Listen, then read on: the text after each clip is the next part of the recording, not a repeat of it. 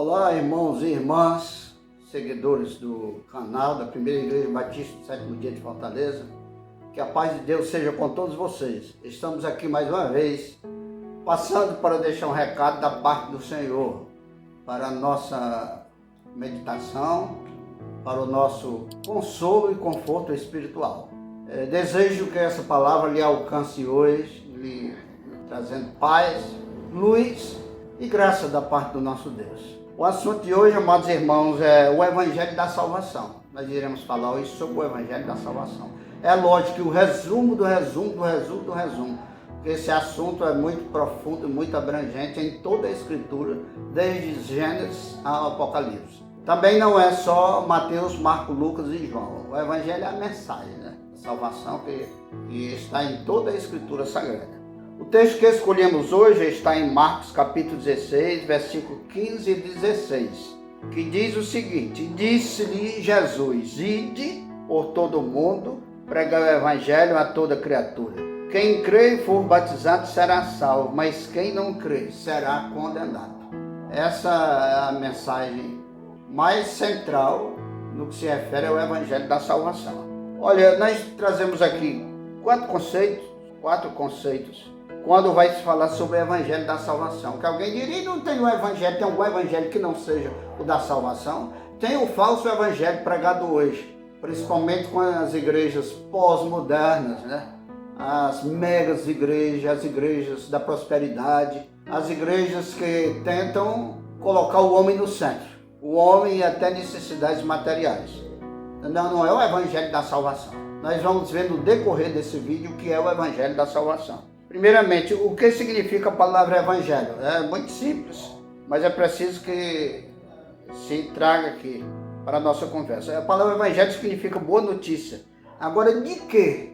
Boa notícia de quê? É que Deus não quer a morte do pecador, mas sim que se converta e viva.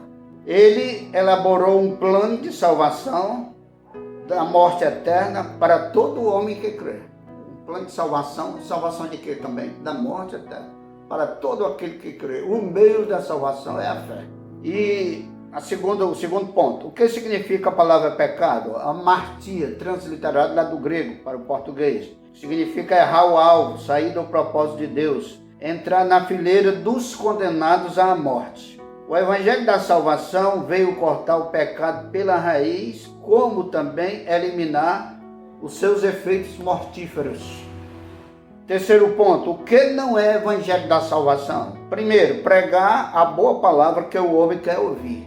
Isso não é Evangelho da Salvação. Segundo, prometer e conceder tudo que o homem quer conseguir. Terceiro, fazer o crente acreditar que Deus é um servo do homem e que assim o homem se torna seu Senhor. É um humanismo no lugar de Evangelho. E o quarto ponto é fazer do homem um imediatista, etc.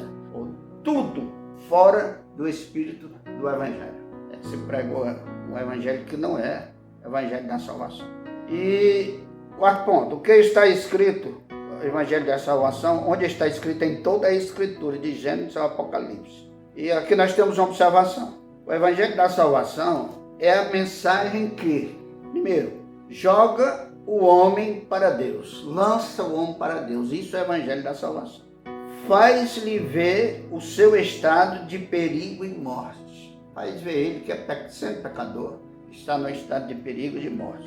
3. Traz-lhe nova chance de vida. Isso é o Evangelho da Salvação. 4. Concede-lhe fé e esperança. Passa a acreditar para poder entender e não entender para poder acreditar.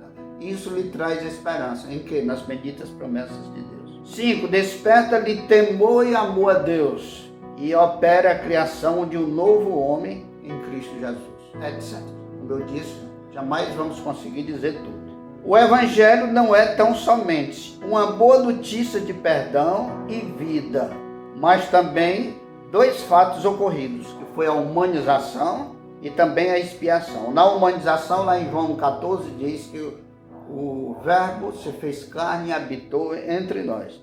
E da expiação em 2 Coríntios 5,14, que diz que um morreu por todos, então logo todos morreram.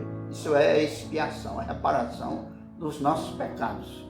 Jesus se humanizou, o Filho de Deus se humanizou, a segunda pessoa da divindade se humanizou para fazer a expiação, ou seja, a reparação pelos nossos pecados, nos garantindo assim a vida eterna. Agora, conhecendo a Escritura, um pouco sobre isso, né? Em Gênesis 3:3 diz o seguinte: não comereis do fruto, nem nele tocareis, para que não morrais. Começou aí a proibição de Deus do que o homem não devia fazer. Ele fez, o homem comeu, tanto o homem como a mulher. Na verdade, primeiro a mulher e depois o homem, né? Em Ezequiel 18:4-20 diz: a alma que pecar, essa morrerá. O homem pecou e agora teria que morrer. Em Romanos 3:23 diz: todos pecaram e destituídos foram da glória de Deus. E o que é que temos para dizer isso? Que sem a glória de Deus o homem é morto. E em João 3:16 tem aquela sentença, aquele versículo áureo do plano da salvação, em João 3:16. Que apesar de tudo isso, né, o homem ter comido do fruto que foi proibido, o homem ter morrido porque pecou ou se candidatou a morrer, e ter sido destituído da glória de Deus, e sem a glória de Deus ele é morto e sem vida, mas apesar de tudo isso, Deus amou o mundo de tal maneira que deu o seu Filho unigênito, para que todo aquele que nele crê não pereça, todo aquele que nele crê, essa é a condição, não pereça, mas tenha vida eterna. Não pereça de quê? Da morte eterna, da segunda morte, mas, o contrário, né? Tenha a vida eterna. Muito bem. Olha a postura do amor de Deus. Esse é o evangelho da salvação. O evangelho da salvação. Mas o homem tem que conhecer que é pecador, que só merece a morte, que carece de Deus e que ele tem que ir através do meio que Deus estabeleceu, que é o plano da salvação através de Jesus Cristo, seu Filho, nosso Salvador. Para isso é o evangelho da salvação. Para isso que é o evangelho da salvação, para que o homem se salve. Para que o homem se salve. Em 2 Coríntios 5:10 diz assim: porque todos devemos comparecer ao tribunal de Cristo, para que cada um receba segundo o que tiver feito por meio do corpo, ou bem ou mal.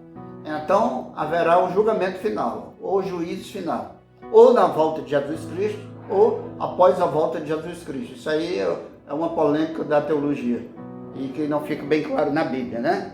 Então ele comparecerá e será julgado. Mas julgado é uma coisa e condenado é outro. Para quem crê e for batizado, ele seja salvo da morte eterna, da segunda morte, e não condenado. Será condenado naquele julgamento quem não crê. Esse julgamento que fala em 2 Coríntios 5:10. Será condenado. Olha, é por isso que Jesus Cristo falou e Marcos registrou. Ele diz: quem crê e for batizado será salvo, mas quem não crê será condenado. Quem crê e for batizado será salvo. É preciso de crer. A fé é que leva à salvação. Fé em crer. Em quê? É simplesmente dizer eu creio? Não. No plano da salvação estabelecido através de Jesus Cristo. Será salvo. Mas quem não crê será condenado. Porque todos enfrentarão o juízo final. Todos enfrentarão o julgamento feito por Jesus. Mas quem crê será salvo. E quem não crê será condenado. Condenado a quê? A morte. A morte eterna. Conclusão. Portanto, devemos fazer no mínimo 7 coisas. Vamos dizer uma a uma. Primeiro, saiba que é pecador e que assim só merece a morte. Precisamos de passar por essa convicção, que somos pecadores e que assim sendo só merecemos a morte. Segunda, confessar os nossos pecados a Jesus, clamar por misericórdia e pedir uma nova chance.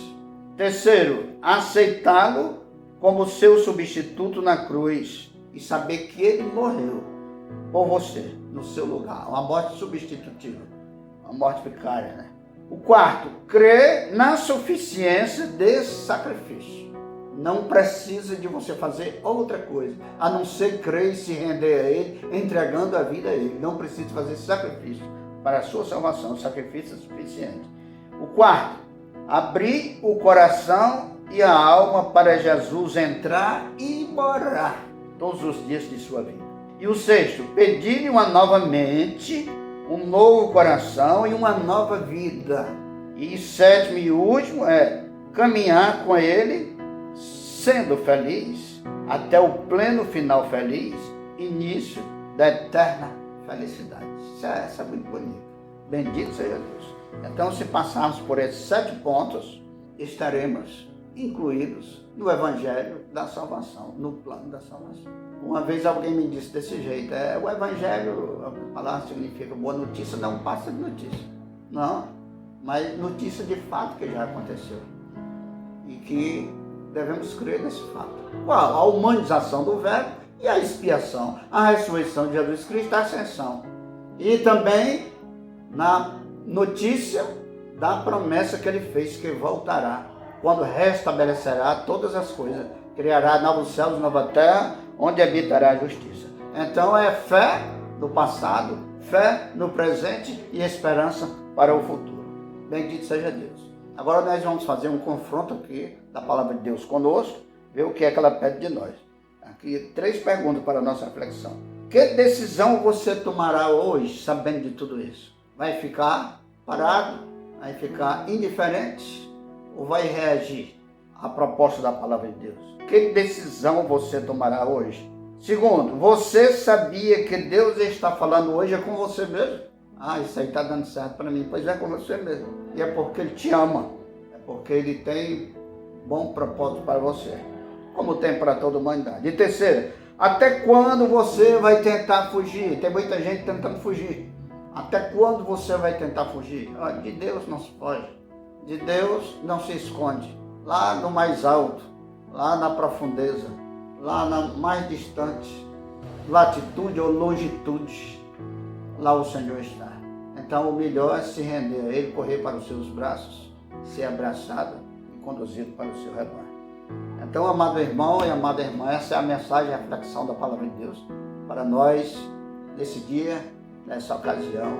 Que Deus em Cristo Jesus tenha lhe alcançado também pelo Espírito Santo.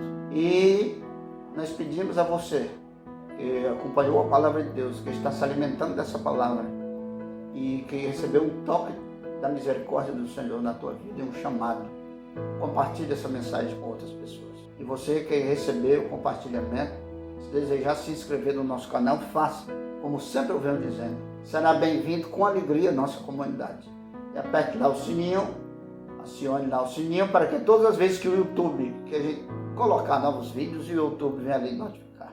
E assim você será beneficiado, consolado e confortado na palavra de Deus. Que o Deus Todo-Poderoso, o Pai, o Filho e o Espírito Santo te abençoe, irmão, te abençoe, irmã, supere todas as tuas crises, todos os teus sofrimentos, venha com a sua graça, luz, paz e misericórdia, lhe dá a paz interior e o conforto espiritual. Nós pedimos essa bênção. Fique com Deus, em nome de Jesus. Amém.